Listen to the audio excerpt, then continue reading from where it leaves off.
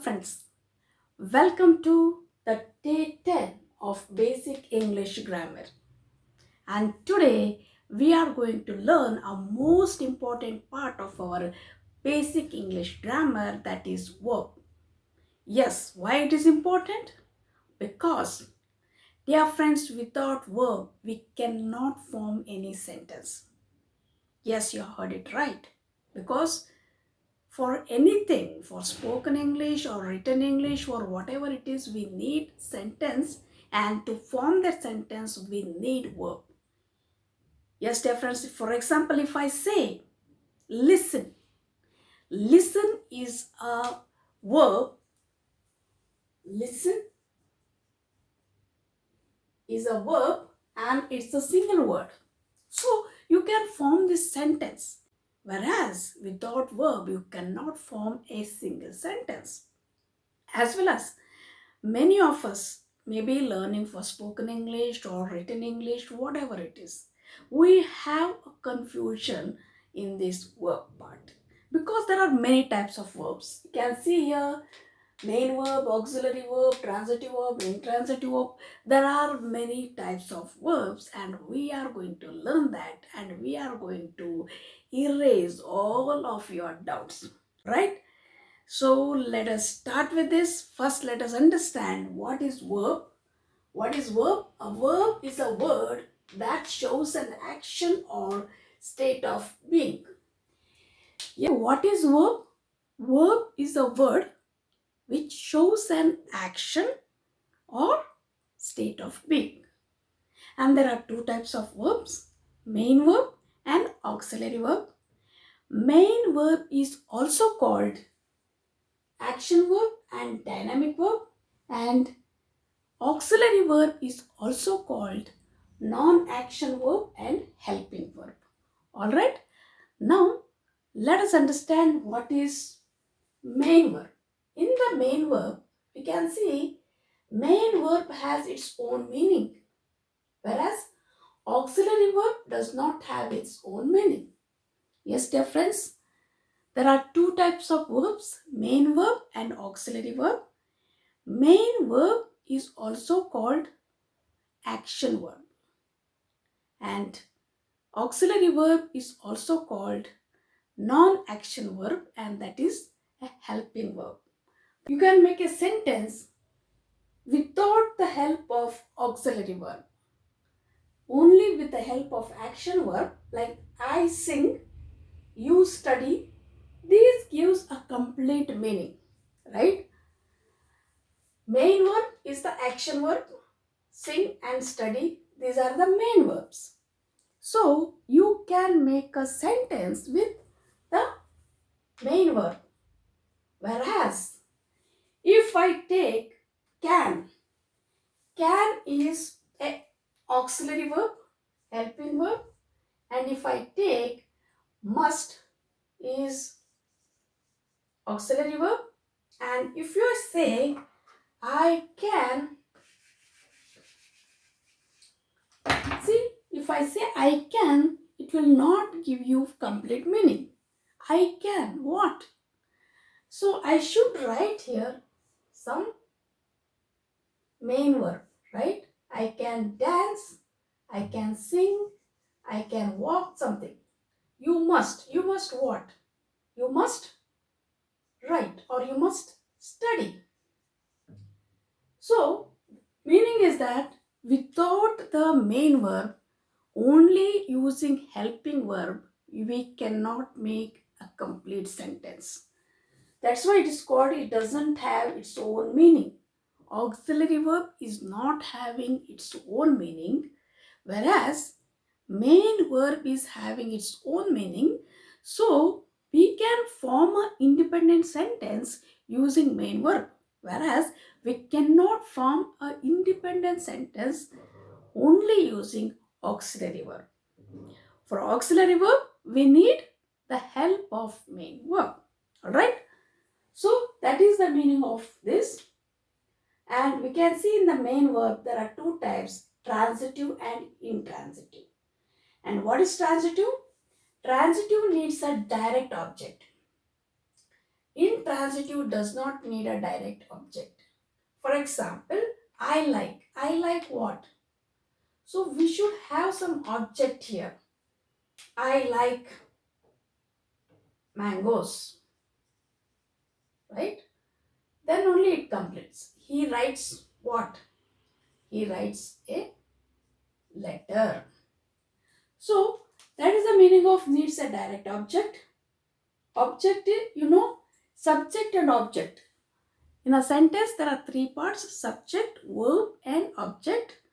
So if this is the subject, this is the verb and object, we need a direct object for a transitive sentence, whereas for a intransitive sentence does not need a direct object. So he reached. This is subject, this is verb. No need direct object. She has arrived. This is subject, this is verb. So we no need direct object for intransitive sentences. Alright? So these are the two forms of main verb, transitive and intransitive. For transitive, we need a direct object to form a complete meaningful sentence, whereas for intransitive sentence, we don't need object, direct object. Just subject and verb is enough to form a sentence. Right? Now coming to auxiliary verb, this is also called helping verb and it does not have its own meaning. Here I have written 24. 24 is the types of helping verbs. Modals, semi-modals and primary. Some cases here we see only 3 and these are coming under this. So here sometimes it becomes 3, then it comes to 16. Alright. Whereas totally there are 24 auxiliary verbs. Alright. Now in 24, first 10 are modals: can, could, may, might, will, would, shall, should, must and ought to. These are 10 modals. Coming to semi-modals, we have 3, that is need, dare and used to.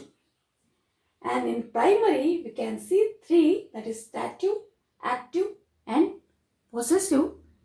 If you see in detail, in stative we can see is, am, are, that's for present tense, was, were for past tense, and in active we can see do, does, did, do and does for present tense and did for past tense. And then possessive we can see have, has, had. Have, has for perfect. This present perfect, past perfect, that we can see in detail in coming classes. Now we should understand there are 16 main and 24 altogether auxiliary verbs, that is helping verbs, and 10 in modals, semi-modals 3 and primary. In total 11. So totally it is 24. Alright. And we should understand that helping verb and partly main verb. This acts as semi-modals, partly acts as helping verb and partly acts as main verb. The characteristics of helping verb and characteristics of main verb. Here, this primary, in some case these are used as main verb. Even these also, some cases they are used as main verb. Mostly used to form negative and interrogatory sentences.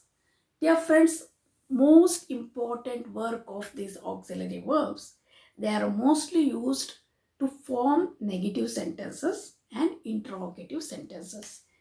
For example, if I say can, I can dance, I can make. Can you? Can you dance? So this is the interrogative sentence we are using can, right? Or Anything you can say. May I come in? May I come in? Interrogative. And if you want to do the negative sentence, I can not dance. So I cannot dance. We use auxiliary verbs mainly to form negative sentences and interrogative sentences. And also you should know that auxiliary verbs does not have its own meaning. We should use main verb along with the auxiliary verb to give a complete meaning. Alright. Next, let us see these modal verbs, their meanings and how we can use those modals in sentences. In modal verb, we have seen can. Can means that is the possibility. Possibility which we can do. What we can do. So can is the possibility. I can speak English, and could, here he could not finish the task. So can is the present or future possibility, and could we can consider as past possibility. That means I could not do that. I could not finish the task. That means in the past I could not do that. All right. So can be used for present and future possibility, and could can be used for past possibility. We may go to the movie. Here, may and might. It might rain today. So, this is the may is also the possibility. May and might both are the possibility, whereas may gives the higher possibility. Like we may go to the movie. That means there is more possibility that we go to the movie. Whereas it might rain today. That means it may or may not. Okay, might means it may or may not, whereas may gives the higher possibility, whereas might gives the lower possibility. May I come in, sir? So that is the question where interrogative sentence we do. We use may for question also. Next, will. I will inform you. Will always shows for the future, right? And would is for the polite request or permission. We can also ask for the like, would you like to come with me? This is the polite request. All right. So for polite request or permission, we can use would. She thought she would come. So would is also used for the past perspective, right? So there are many types of sentences we can make it. We'll see in the coming classes. Now next we'll see shall. I shall go to the party. Here shall we basically used for I and we. First, shall always refers future. Now coming to should. You should study well. Should is to give some suggestion. You should do this, you should not do that. So to give some suggestion, we use should. And shall is basically we use for I and we to refer future. Alright, must. You must pay your tax. This is also obligation. This is the compulsory, must we say compulsory. That is the obligation that what we have to fulfill. Even ought to. You ought to help poor. Must is an obligation, and this we use for some rules or some laws. As well as ought to is also an obligation, whereas this we use for moral or social obligation. Okay. For example, you ought to help poor. You ought to respect your parents. You ought to do your duty. Coming to need, dare and used to. These are semi-modals, right?